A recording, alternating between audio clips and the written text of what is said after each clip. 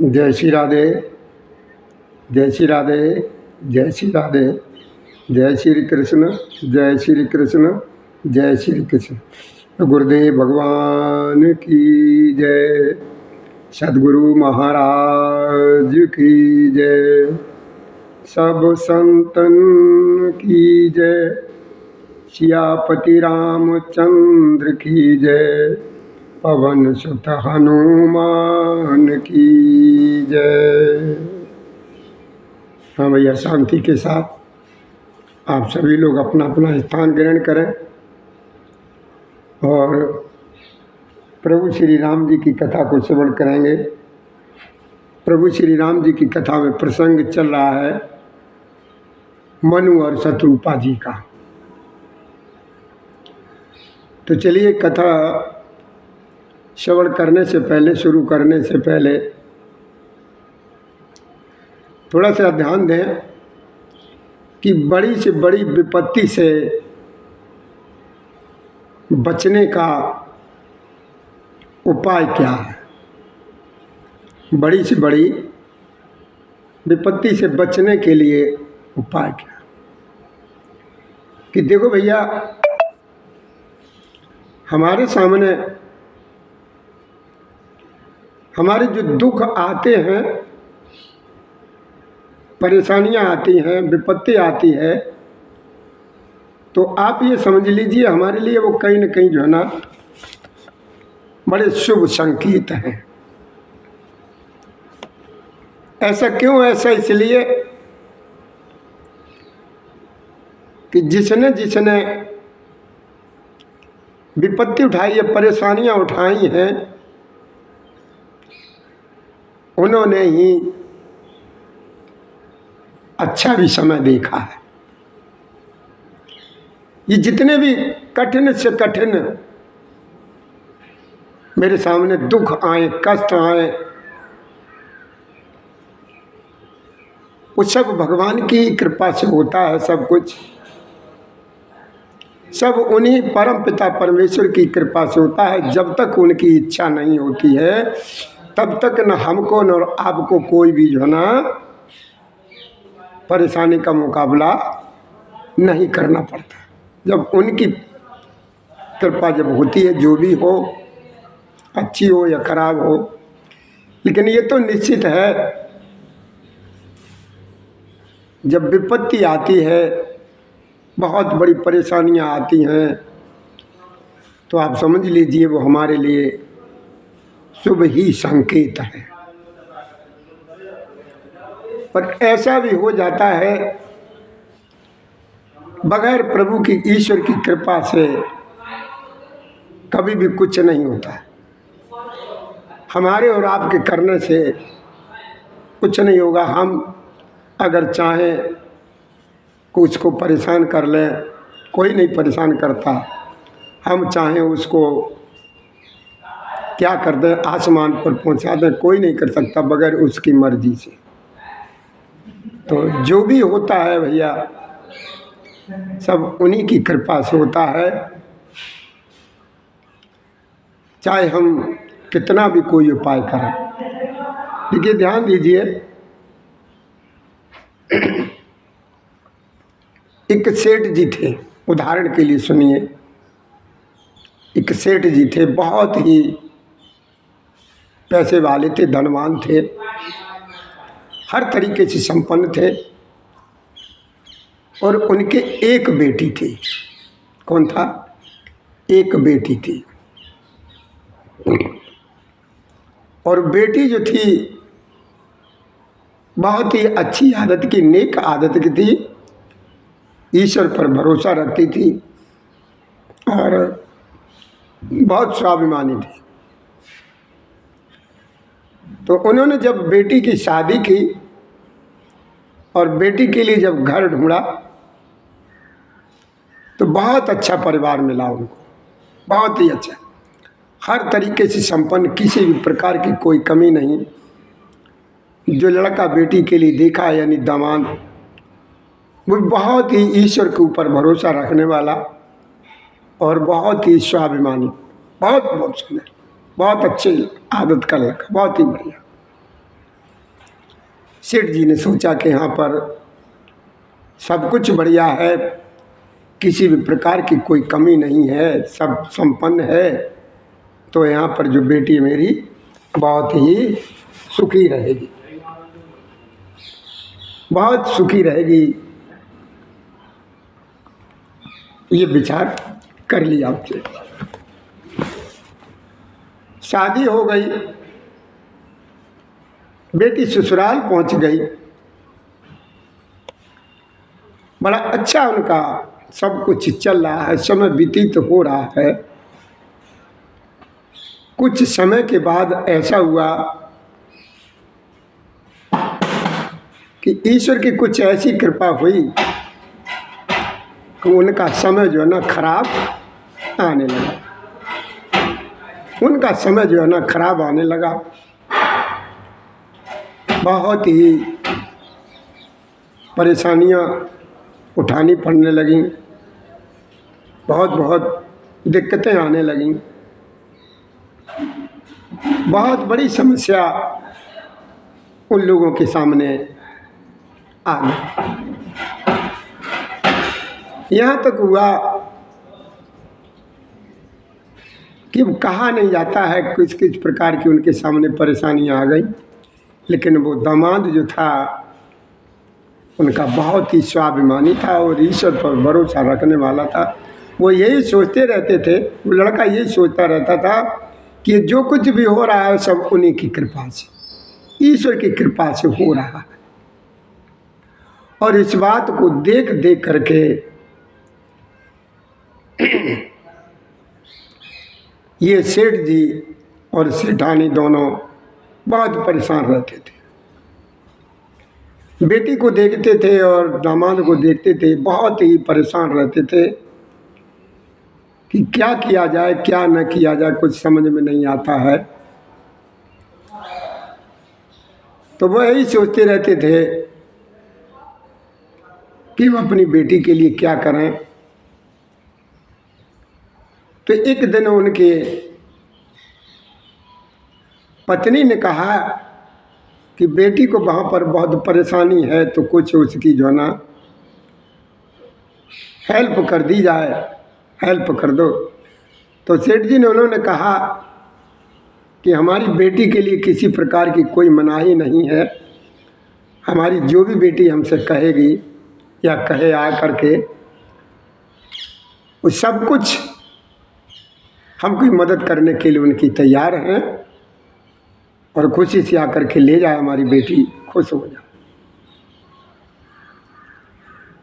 लेकिन वो किसी को बताते नहीं थे। वो जो दामाद जो लड़का था वो भी बहुत ही अच्छी आदत का, भगवान पर बहुत ही भरोसा रखता था, बहुत।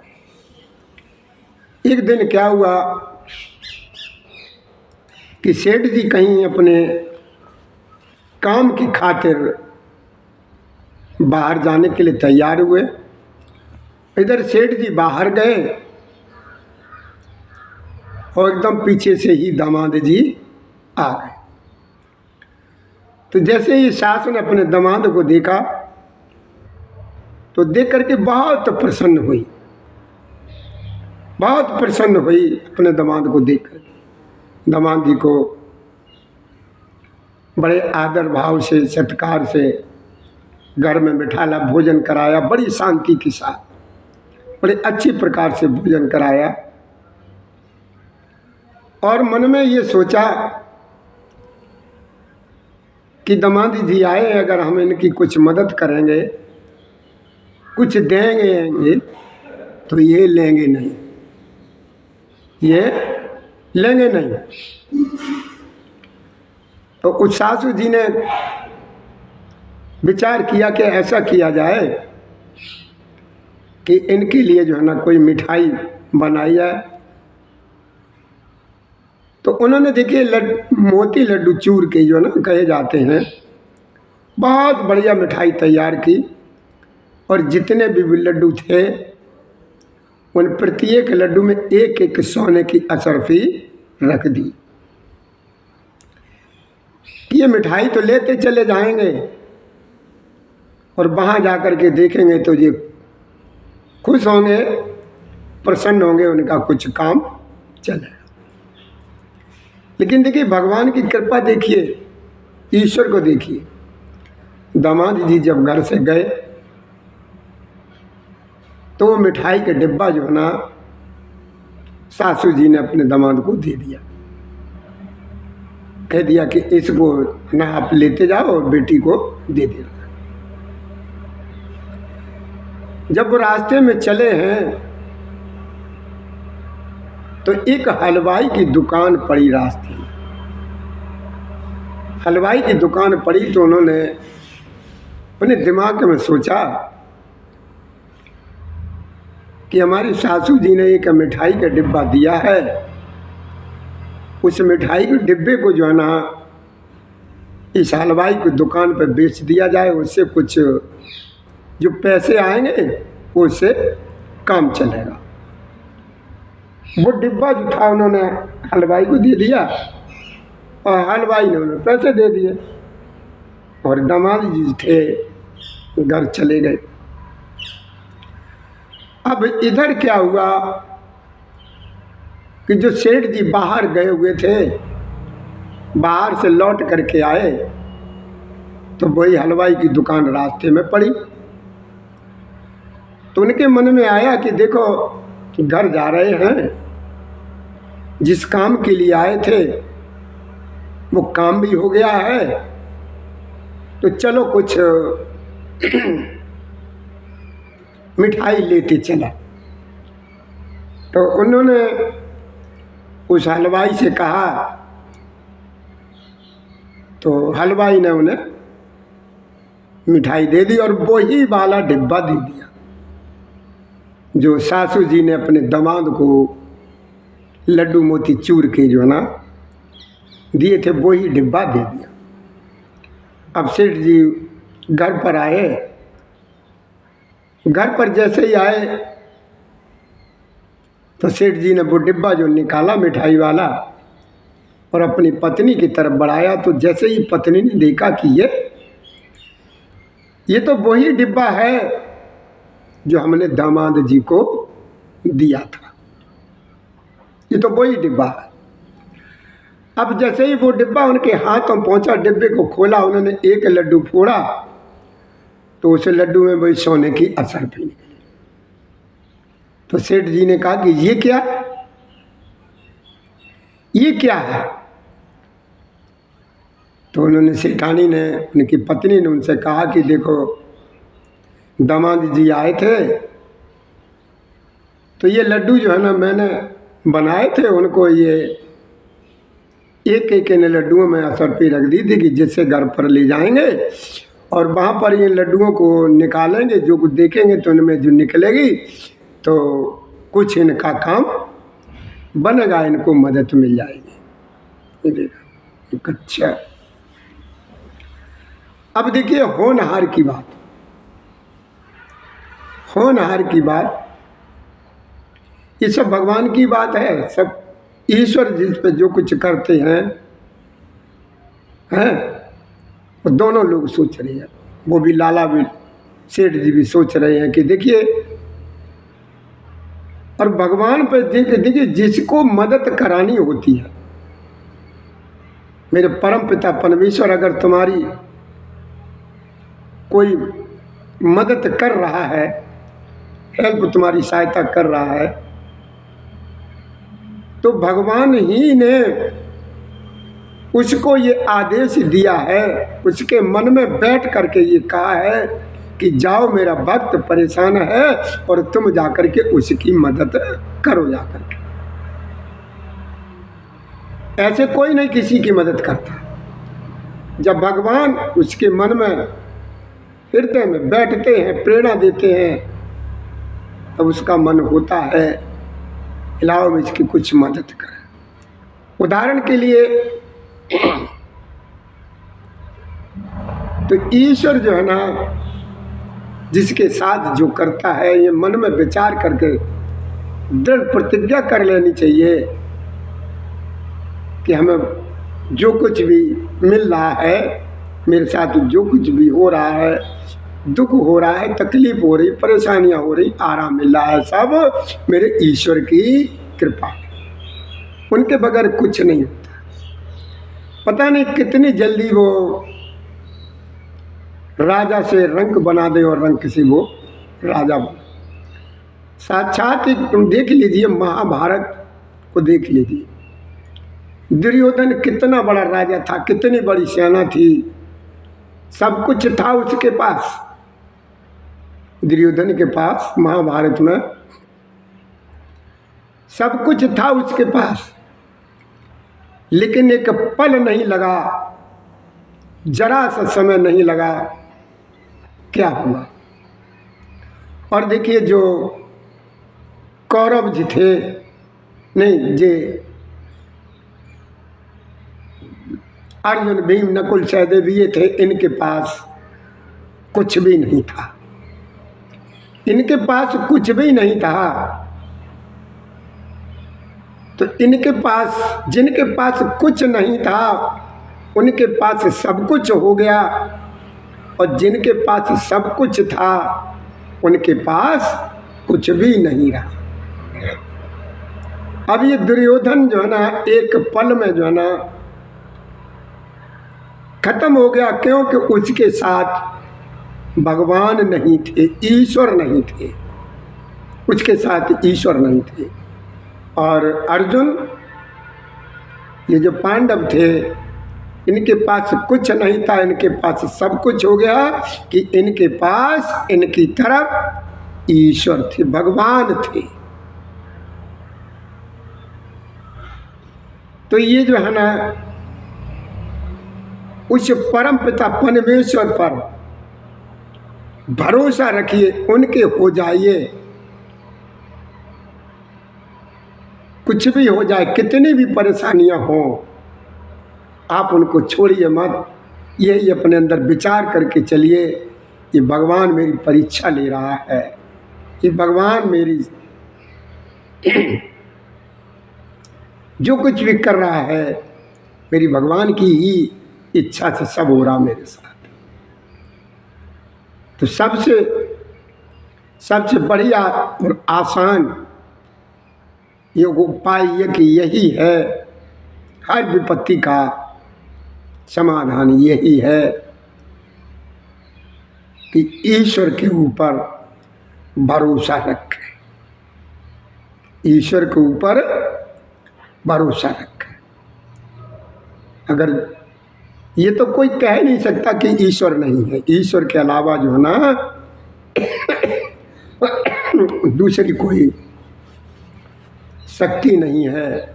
हमें अगर मेरे परम पिता पर भरोसा है तो हर मंजिल आसान है। ये दुख और तकलीफ जो आते हैं, घोर से घोर विपत्ति आती, तो आप समझ लीजिए जितनी घोर से घोर विपत्ति आई है उतनी ही तुम्हारे सामने जो है ना एक दिन सुख और समृद्धि आएगी। चलिए अब चलते हैं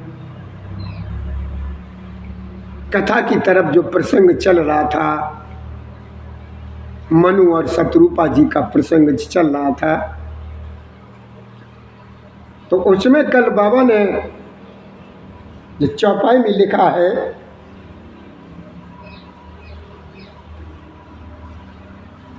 ये मनु और शत्रुपा का प्रसंग चल रहा था।